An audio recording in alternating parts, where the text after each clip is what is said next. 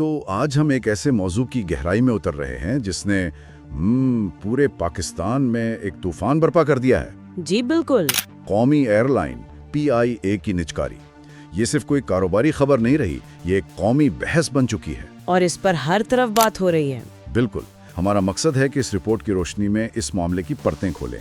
ये सौदा आखिर है क्या, इसकी कीमत पर इतने सवालात क्यों हैं, खरीदार कौन है और आवाम इतने गुस्से में क्यों है। जी ये सब सवालात बहुत अहम हैं। तो आइए इसकी गुत्थियां सुलझाते हैं। और कहानी शुरू ही एक आप कहें चौंका देने वाले नुक्ते से होती है। PIA को 135 अरब रुपए में बेचा तो गया है, लेकिन उसमें से ज्यादातर पैसा कौमी खजाने में जाएगा ही नहीं। और देखें, यही वो नुक्ता है जहां से ये सारा मामला एक सादा कारोबारी लेन देन से कहीं ज्यादा पेचीदा और मुतनाज़ा हो जाता है। कैसे? आमतौर पर जब कोई कौमी असासा बिकता है तो लोग यही सोचते हैं कि भाई इससे जो पैसा आएगा वो मुल्क का कर्ज उतारेगा या किसी अवामी मंसूबे पर लगेगा। हाँ जाहिर है। लेकिन जब ये पता चले कि फरोख्त की रकम का मतलब बड़ा हिस्सा वापस उसी इदारे पर लगना है जिससे बेचा गया है, तो फिर सवालात तो उठेंगे ना। बिल्कुल। अच्छा, तो आइए पहले इन आदात शुमार को ही ठीक से समझने की कोशिश करते हैं। जो कुल कीमत है वो बताई गई है 135 अरब रुपए। जी 135 अरब। लेकिन यहाँ एक बहुत बड़ा लेकिन है। इस रकम में से सिर्फ और सिर्फ 10 अरब रुपए कौमी खजाने में जमा होंगे। सिर्फ 10 अरब? हाँ, यानी तकरीबन 7%। बाकी 92% रकम जो कोई 125 अरब रुपए बनती है वो खुद एयरलाइन की मरम्मत, उसकी बहाली और उसके ऑपरेशंस को बेहतर बनाने पर खर्च होगी। तो मेरा पहला सवाल तो यही है कि क्या इसे वाकई 135 अरब रुपए की फरोख्त कहना भी ठीक है? ये एक बहुत अहम सवाल है।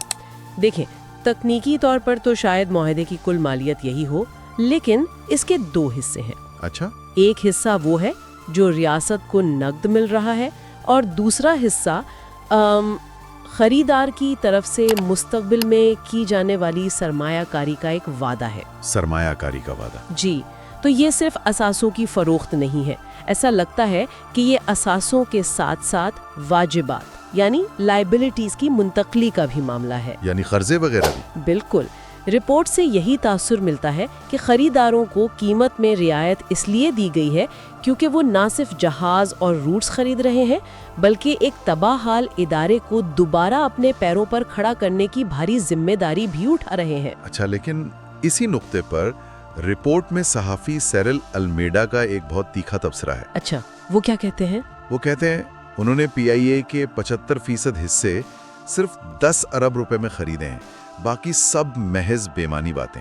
ओह। उनका नुक्ता नजर ये है कि खरीदारों के लिए असल कीमत तो सिर्फ 10 अरब रुपए है, क्योंकि बाकी 125 अरब तो वो अपने ही खरीदे हुए असासे पर लगा रहे हैं, जिसका फायदा तो आखिर में उन्हीं को होगा। बात तो इनकी भी एक लिहाज से दुरुस्त लगती है। हाँ, मतलब अगर मैं कोई पुराना घर खरीदूं और उसकी मरम्मत पर पैसे लगाऊं, तो वो तो मेरी अपनी सरमायाकारी है ना, उसे घर की कीमतें फरोख्त में क्यों गिना जाए? अल्मेडा का तबसरा अवामी नुक्ता नजर से बिल्कुल ठीक लगता है, लेकिन जब ऐसे बड़े और मकरूज इदारों की निजकारी होती है ना, तो मामला इतने सादा नहीं होते। हुकूमत का मौक़िफ़ ये होगा कि ये 125 अरब की सरमायाकारी की शर्त मुआहदे का हिस्सा थी। इस शर्त के बगैर शायद कोई इस डूबते जहाज में सवारी ना होता। यानी ये एक मजबूरी थी। वो यही दलील देंगे कि ये सरमायाकारी न सिर्फ एयरलाइन को बचाएगी बल्कि हजारों मुलाजमतों को भी तहफ़्फ़ुज़ देगी। तो एक तरफ अल्मेडा का अवामी सच है कि जेब में तो 10 अरब ही आए, और दूसरी तरफ हुकूमत की कारोबारी मजबूरी है। तो यहीं से इस तनाज़े का असल मरकज़ शुरू होता है कि PIA की असल मालियत क्या थी, और रिपोर्ट के मुताबिक यहाँ सबसे बड़ा सवालिया निशान है। जी। रिपोर्ट में जो मवाज़ने पेश किए गए हैं वो वाकई होशरबा हैं। एक तज्ज़ियाकार हैं अली ज़ई।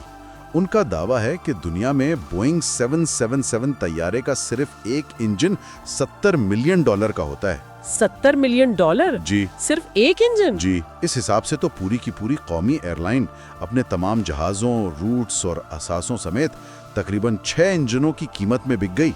ये मवाजना तो वाकई चौंका देने वाला है। जब आम आदमी ये सुनता है तो उसे तो यही लगता है कि कौमी खजाने को बहुत बड़ा नुकसान पहुंचाया गया है। देखें, ये मुवाजना बहुत मुअस्सिर है, کیونکہ یہ ایک پیچیدہ مالیاتی سودے کو ایک ایسی تصویر میں بدل دیتا ہے جسے ہر کوئی سمجھ سکتا ہے۔ یہ تکنیکی تجزیہ نہیں بلکہ عوامی تاثر بنانے کا ایک بہت طاقتور طریقہ ہے۔ فرض کریں آپ ایک محل خرید رہے ہیں جس کی مارکیٹ میں قیمت 5 ارب ڈالر ہے، لیکن آپ کو پتہ چلتا ہے کہ اس محل پر 4.9 ارب ڈالر کا قرضہ ہے جو آپ کو ہی چکانا ہے، تو کیا آپ اب بھی اس محل کے لیے 5 ارب ڈالر ادا کریں گے؟ نہیں، بالکل نہیں۔ نہیں، آپ اس کی قیمت اس کے قرض کو ذہن میں رکھ کر لگائیں گے۔ کسی بھی کمپنی کی اصل مالیت، جسے نیٹ ورتھ کہتے ہیں، اس کے کل اثاثوں میں سے اس کے کل واجبات کو نکال کر معلوم ہوتی ہے۔ تو پی آئی کے واجبات اتنے زیادہ تھے؟ جی، ان واجبات میں نہ صرف بینکوں کے اربوں روپے کے قرضے شامل ہیں بلکہ ملازمین کی پینشن اور دیگر مراعات کی بھاری ذمہ داریاں بھی ہیں جو کئی دہائیوں سے جمع ہو رہی تھیں۔ اچھا، تو حکومت کا موقف یہی ہوگا کہ خریدار صرف 5.8 ارب ڈالر کے اثاثے نہیں لے رہا، وہ اس کے ساتھ جڑے شاید 5.7 ارب ڈالر کے واجبات بھی اپنے سر لے رہا ہے۔ اس صورت میں ادارے کی نیٹ ورتھ تو تقریباً 0 کے قریب رہ جاتی ہے۔ یہ تو پوری تصویر ہی بدل دیتا ہے۔ تو ایک طرف حکومت کا موقف ہو سکتا ہے کہ ہم نے ایک دیوالیہ ادارے کو اس کے قرضوں سمیت بیچا ہے، اور دوسری طرف ناقدین کا کہنا ہے کہ قرضوں کی آڑ میں اربوں ڈالر کے اثاثے تقریباً مفت میں دے دیے گئے ہیں۔ ایک وقت تھا جب پی آئی اے دنیا کی بہترین ایئر لائنز میں شمار ہوتی تھی۔ Great people to fly with کا نعرہ صرف ایک نعرہ نہیں تھا، ایک حقیقت تھی۔ آپ نے بالکل درست کہا، یہ صرف ایک کمپنی نہیں، ایک یادگار ہے، ایک میراث ہے، قومی وقار کی علامت۔ جی۔ اب تک کی ساری بحث اس بارے میں ہے کہ سودا کیسے ہوا، کیوں ہوا اور کس نے کیا، لیکن اصل امتحان تو اب شروع ہوگا۔ یعنی کیا وہ اسے ٹھیک کر پائیں گے؟ کیا نئے مالکان پی آئی اے کو دہائیوں پر محیط بد انتظامی، سیاسی مداخلت اور یونین کے مسائل سے نکال پائیں گے؟ کیا وہ اسے ایک جدید، منافع بخش اور قابل اعتماد ایئر لائن بنا سکیں گے جس پر مسافر آنکھیں بند کر کے بھروسہ کریں؟